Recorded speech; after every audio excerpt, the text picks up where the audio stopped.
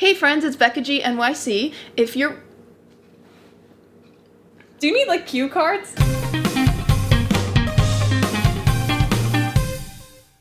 Hey friends, it's BeccaG NYC. Welcome back, and if you're new, welcome to my channel. I'm here today with my best friend Sam, and if you've seen my videos before, you may be familiar with her. She's in quite a lot of them. We'll be counting down our top 20 movies and TV shows that scarred us as children. Some of these weren't even meant to be scary, and they just scared us. We're gonna get into our list, starting with number 20. We're gonna get this one out of the way because we know that you all know about The Slab. The whole show was pretty much terrifying. I was an avid watcher. Yeah, I was an avid watcher of Courage, but this one particular episode.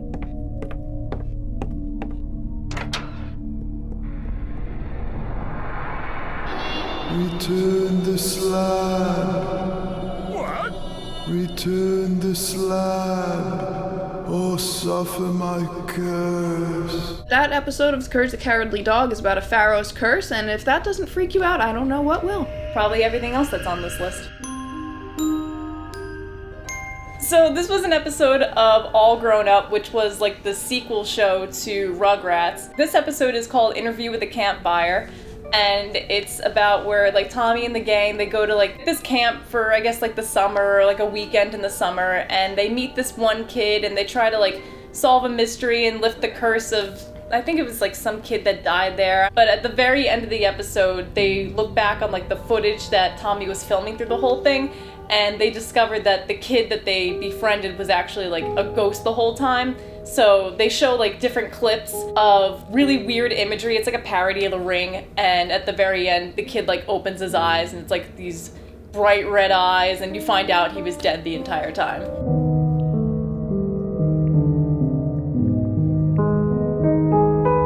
Imagine looking back on your footage and finding out your friend's a ghost. Some of you may not know this one. She didn't know this one either. I had no idea what this was. I grew up watching on VHS the Disney Melody Time series, short episodes, short stories, various characters in different situations. They usually had a lesson at the end, geared towards children, obviously. The one that gave me the creeps, like it didn't give me nightmares, but it gave me the creeps. It's called Little Toot the Tugboat, where this rambunctious tugboat gets in trouble for misbehaving. Won't you ever? And he ends up alone in the ocean during a storm. Down in the billowing sea, he tossed and tossed and tossed. And as the storm starts brewing in the sky, this was the part that spooked me, and I'll play it right here. Bad boy, shame, shame, too bad, too Eventually bad. he musters up the bravery to save a cruise ship. But that little section with the storm was a bit disturbing for me as a child.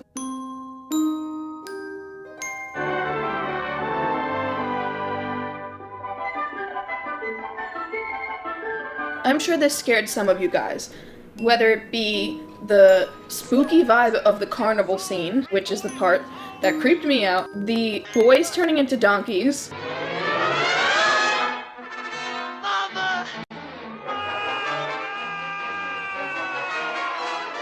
or the part that kind of still scares me to this day is the whale scene at the end. That genuinely is pretty scary.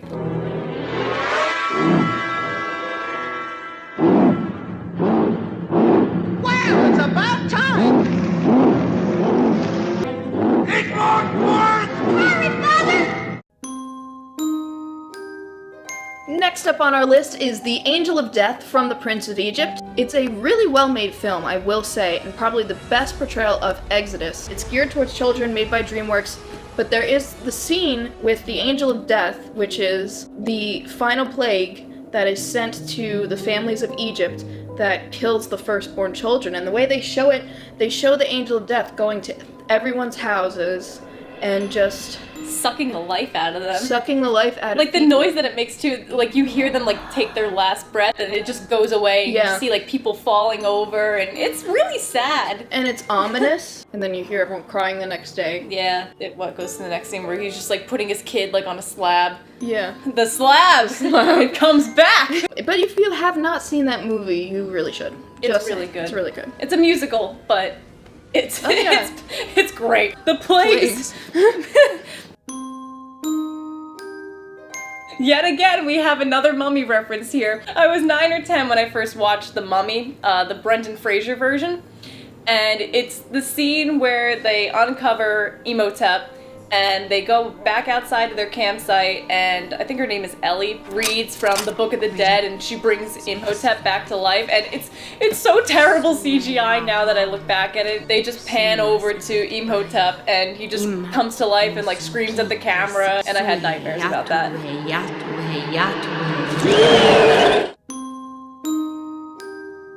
Sleeping Beauty. Boy. Disney's Sleeping Beauty. It's the scene in the movie where Maleficent hypnotizes Aurora to prick her finger on a spool of thread. Oh, there's Prick her finger on a spool of thread. It's a spindle. It's Oh. the needle, not the actual spool of thread. It's the scene where Maleficent hypnotizes Aurora to prick her finger on a spindle. This is where my fear of things hidden away in secret layers and things like that come up.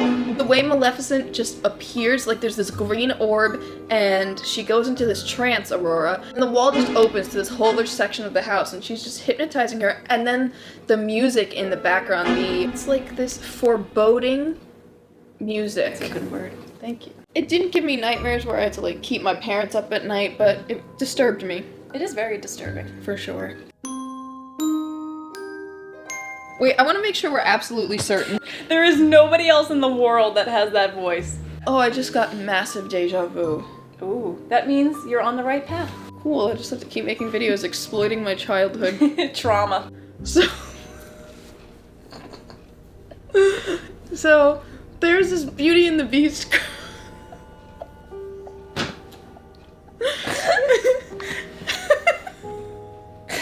There's a Beauty and the Beast movie, and it was called Beauty and the Beast: The Enchanted Christmas. The villain of this movie, once again stored away, hidden in this room, in like the attic, I believe, was this character. Stop it! This character is named Forte. He's an organ, and he's this towering organ that has a lot of strength. Like he can pull on the wall and like break the wall. And you can see the music, and he hypnotizes the beast at one point, which I haven't seen this movie in a while. Does anyone know why he's still a beast? Are we like, is it a flashback? I don't, someone explain please. And when he plays notes, it's always like these minor chords or like these like unsettling chords, and he'll break windows and stuff. His goal is to like tear the house down. Yeah, yeah. Who's this lovely organ? Maestro Forte, voiced by Becca. Don't you see, Fife? They can't fall in love if they're dead. You could have joined me, Fife, but I see my triumph is a solo act. Maestro Forte is voiced by Tim Curry.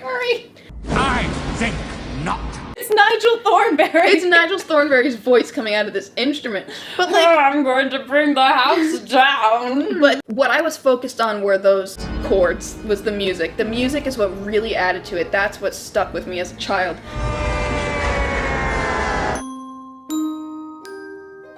So, Hey Arnold had a lot of like scary moments in it.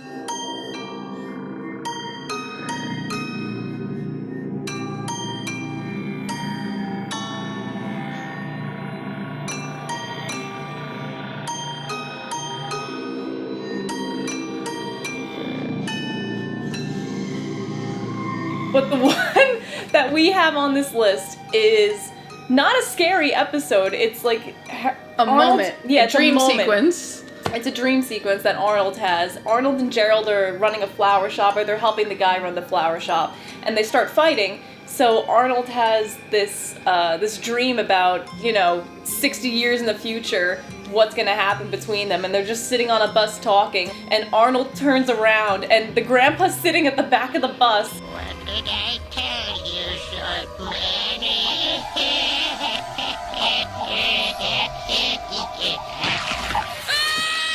Like, he's this old, brittle skeleton, green, disgusting looking thing, and his jaw just drops off, and Arnold wakes up, and that's it. Mind you, the grandpa in Hey Arnold is already old to begin with, so in Arnold's dream, he was like a corpse. And the music, too, in the background is like... Yeah! I'm not complaining, though. Hey Arnold is my favorite cartoon, followed closely by Avatar: The Last Airbender. What did I tell you, short man? Eddie Murphy's Haunted Mansion. Well, you were scared by Eddie Murphy looking in the mirror. He looks in the mirror and his face looks like dripping and distorted and deathly. It's also terrible CGI. It probably is. It's been a while. Terrible. But the one that got me is when they go into the crypts with no name and they have to get that key, and all the skeletons, again, like more zombies, more skeletons, they all come to life. And they try to get the key back, and they're just like following Eddie Murphy and his daughter around the tomb, and you don't know what's gonna happen to them, and they run up the stairs, and you see the shadows of like the zombies coming up, like trying to get them. That's a good scene, though. That's the best scene in the movie. It is the best scene in the movie. And that's not even just because the movie's bad, it's just a good scene. Yeah. And then the spiders on the door. Yeah. Well, they're terrible CGI too, because I watched that back yesterday. I was like, oh, this is bad. Are the skeletons bad CG? No, they're not CG. They're real actors, like in makeup and costumes. No wonder. So, yeah, that's why it's the best scene, because it actually looks Everything real. went into it. 'Cause that one reminded me of Pirates of the Caribbean. That's why I liked it when I was a kid. You're all gonna say this doesn't deserve to be this high on the list. And I agree. I also agree. It was on Sesame Street. It was like a little cutaway or whatever. This boy's parents are telling him to go to sleep, and he tries to go to sleep, and he's seeing the shadow of a crocodile on his wall. Alligator singing to like weird sounding jazz. Imagine me an alligator. There's an alligator in my room. Another thing that disturbed me as a child was like big mouths with a lot of teeth. And I didn't like the thought of like monsters under the bed or something appearing when you're trying to sleep and your parents not believing you. It's so silly, but... It is, but you know what? It happened. It's the truth. Yeah. There you go. Scooby-Doo on Zombie Island. This is the one that, for the first time, like, there's no people in costumes, it's not, like, you know, a fake thing, like, there's actual zombies on this island. They tell the story of, like, oh, these pirates came in, they got killed, so now they haunt the island. The first time you see one is when Shaggy and Scooby fall into a hole, and they go to, like, climb out, and the skeleton hand is just, like, hanging down from it, and, like, this ominous wind green spirit thing like sucks up all the bones and brings this zombie to life.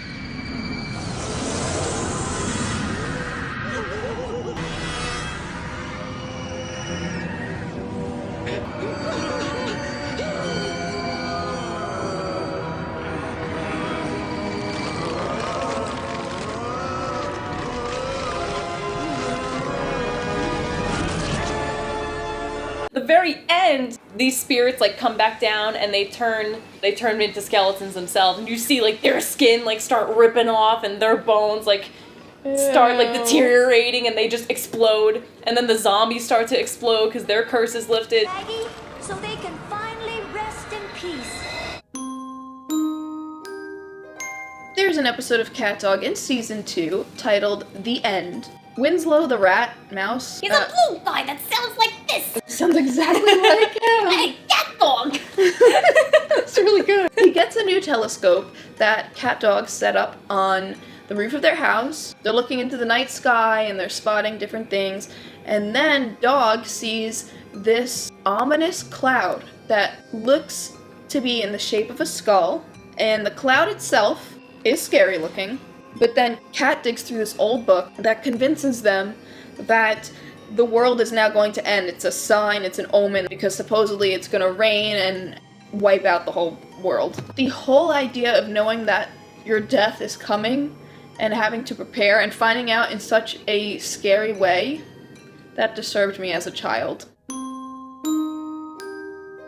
Yet again, another Disney film appears on this list, and this is one that does not get, yes. Oh, the film itself is scary alone. So, The Black Cauldron was a 1985 movie, and it didn't do well. The characters themselves are kind of meh, but the one that really got to me was the Horned King, and just his look, the voice, his red, like, little beady eyes, and he looks like a skeleton. It's like an actual rotting, decaying skeleton with these huge-ass horns.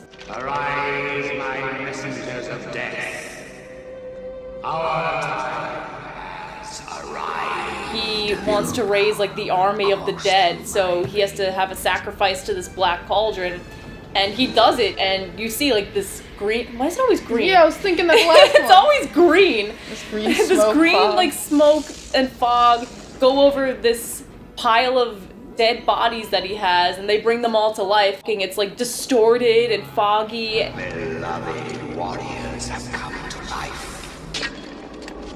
Spoilers. They end up killing the army of the dead, and the Horned King gets pulled into the cauldron, and as he's hanging onto it, you see his flesh, like, get peeled off and rotted off and reduce him down to dust. So that was terrifying as a kid to watch.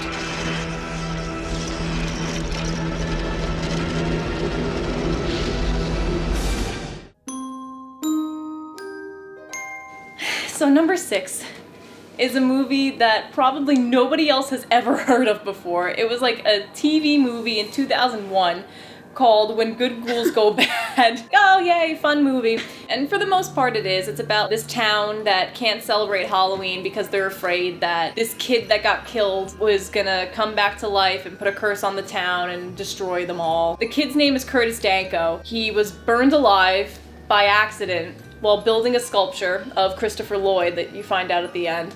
They first go into his house, and this girl is showing this kid, like, oh, this is Curtis Danko's house, we turned it into a haunted house. And the kid looks over at the stairwell, and there's a plastic skeleton hanging on the wall with this big black wig that looks like his hair, like Curtis Danko's hair, and these 2 green fireflies in his eyes, and it just gives a really low, like, ho ho ho ho ho kind of laugh. It scared the shit out of me. And then at the very end, Curtis Danko, like, comes back to life to reveal the statue, so they show, like, his zombified face with his big-ass black hair. Just Curtis Danko, man. Skeleton on a wall, maniacal laughter, green eyes, green again. The mysterious hand is green. It's green. Everything is green! Angel of Death, 10 Commandments. Green? What are you trying to tell us, Hollywood? So... Christmas is a nice holiday to Yeah. spend with family. Cheery, fun, but not if you're me as a little tiny little tot. So this is actually my favorite Christmas movie. It's The Muppet Christmas Carol. I love the Muppets. I grew up on them. So this was like my introduction to A Christmas Carol. They're showing the scene where Ebenezer goes home and he goes to the doorknob. It turns into Jacob Marley. Gonzo's narrating it, they turn around, it's like creepy music, it's dark, and Ebenezer goes to open the door. The transformation into Statler and Waldorf, or one of them, I forget which one, it morphs into him, and Scrooge looks at it like, oh my god, Jacob Marley, and it just yells at him. It's like really loud, and like it knocks him back. But like that whole scene was messed up after the doorknob. I was terrified of my doorknob for years, and my mom had to usually put a sock over my doorknob because I was afraid that it was gonna transform into Jacob Marley. Next on our list is Disney's cartoon The Legend of Sleepy Hollow. The protagonist's name is Ichabod Crane. He's a school teacher who gets tricked into believing the legend of Sleepy Hollow, which ends in you getting your head sliced off by a headless horseman. That is a ghost that lurks in the forest. I really enjoyed this as a kid, except the end scene where he's in the forest and there's all these spooky little things happening to him. So he's alone in this dark forest, he's hearing weird noises, he's seeing weird things, his mind is playing tricks on him.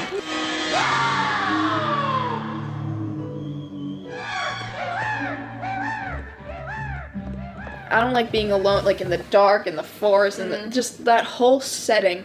The ending is kind of like a cliffhanger, because you don't know what happens to him.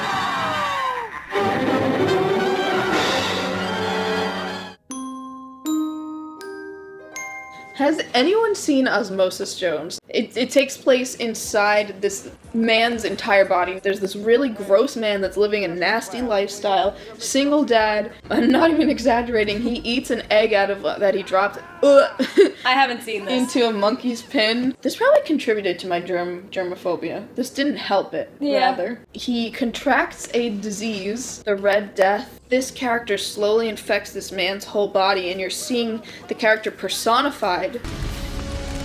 They gotta turn up the heat in here. And he eventually has to take on our protagonist, who's a white blood cell. The movie itself is creative, how they show the different parts of the body, how we're introduced to this character, Drix. But the movie is disturbing, and this character is scary. Even watching it now, scary. His visual, his voice, the fact that he can just kill this man from the inside out. Tell me the Red Death doesn't scare you.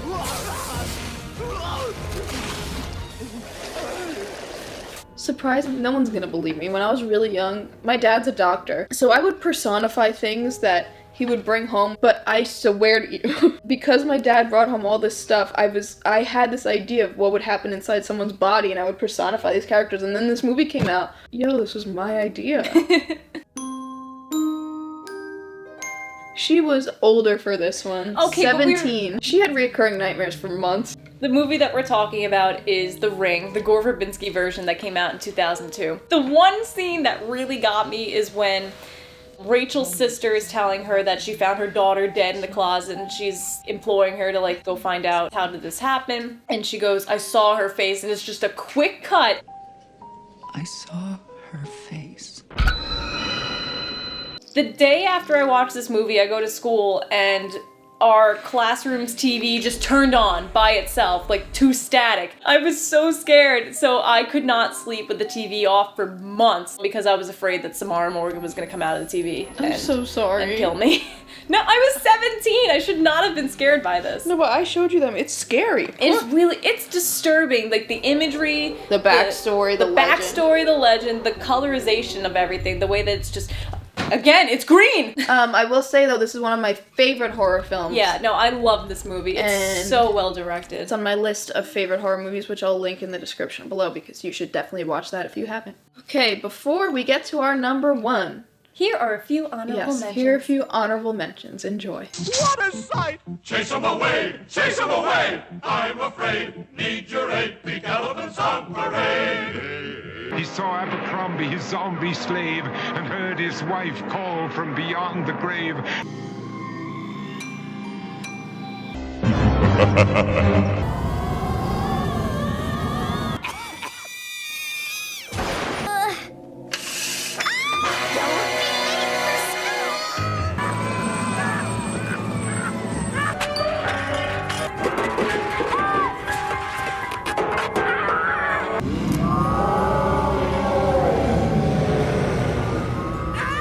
What's going on, Tommy? I'm not Tommy.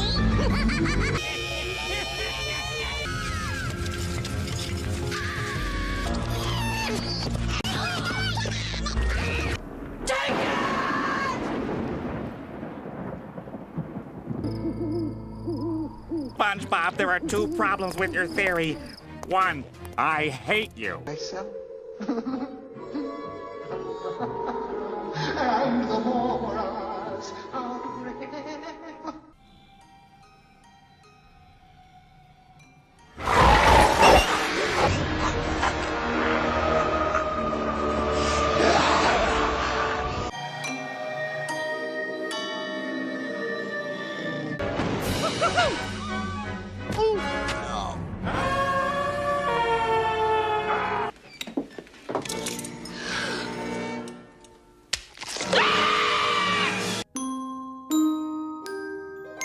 Our number one. We have two number ones. We both were scared of these, but each of us picked our own number one. My number one for scariest piece of media that scarred me as a child is the Powerpuff Girls episode Abracadabra. Hey, speaking of magic, what's going on at the old Townsville Magic Theater? The mayor tells this story of this it shows this old-timey flashback of this magician, and he ends up falling into an Iron Maiden, and it closes on him. What a way to die. And he was humiliated before he died, too.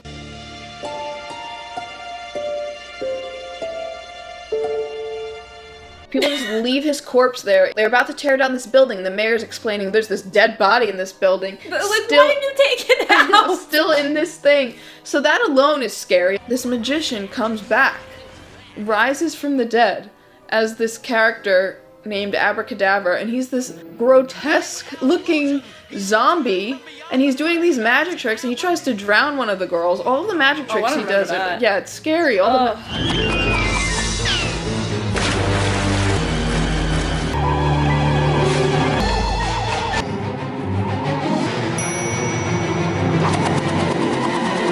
So it was the backstory and him coming back from the grave, and I was 5 years old, and my poor mother had to stay awake at night with me. My number one is Disney, shocker, The Witch from Snow White. I can't even begin to tell you how much this woman scarred me. From the time I was 3 or 4 into my late teens. Not only does it show the transformation of her becoming the witch, like, and her hair turns white. Perfect disguise. And the bird sticking his nose through that skull. Yeah, like the bird was. The scene that always bothered me was that same scene. It's just the fade out to just her eyes staring at the camera. Oh my god. Oh my god. Okay. So, the ride. When I was 4, we went on the Snow White ride. And I remember, like, being in the car, going through, and you see the evil queen, like, talking in the mirror, and then she turns around, and it's the witch, like, with her cape up, like, ah! And you just zoom away, so it's like, oh my god! But it's not just her there, she appears again, and she appears again. My parents had this little tiny statue, like, this big of her, that they kept in the house, knowing that I was scared of her. Why? And I used to take that little statue, put it in the top drawer where I couldn't reach it. Then they also had this little, like, cup that they got from Burger King, and she was on one of them, and I kept them in the boxes, but I turned it so I couldn't see her on the one side. I didn't know this went so deep. Oh, it was deep. It's deep in my psyche, this woman. And then, to top it all off, I thought that all apples were poisonous until, like, my teenage years, so I refused to eat any apples because I thought they were all poisoned. I was gonna die. Arthur the Aardvark made me boycott green potato chips. The other thing too, so Young Frankenstein is one of my favorite comedies now. We had the DVD and I couldn't look at the DVD cover because Igor on the cover, to me as a kid, looked like the Wicked Witch. I can see that. So I kept that DVD away. I wouldn't look at it. Wow, Sam's gonna have a talk with her mom after this video.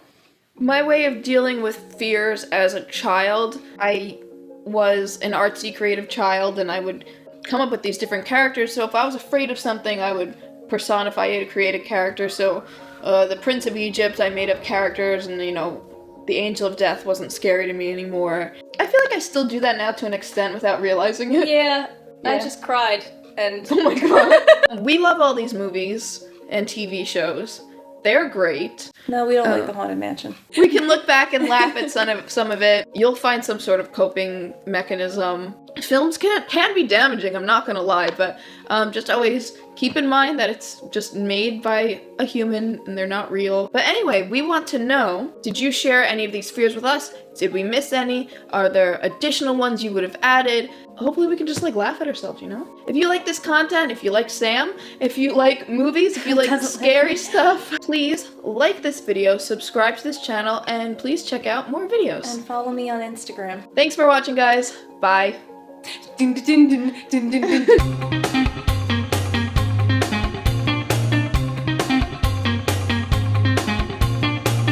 We are going to be counting down our top 20 pieces of media that scarred us. Pieces of media. You're trying to sound intellectual. Today we are counting down some. We're gonna be here for a while. The house down. What did I tell you, short man? What did I tell you, short man? There's an alligator in my room. Scrooge! Hey, that dog! On, it's like the veins coming off. Ow! Still in. Like, it's like, oh my god!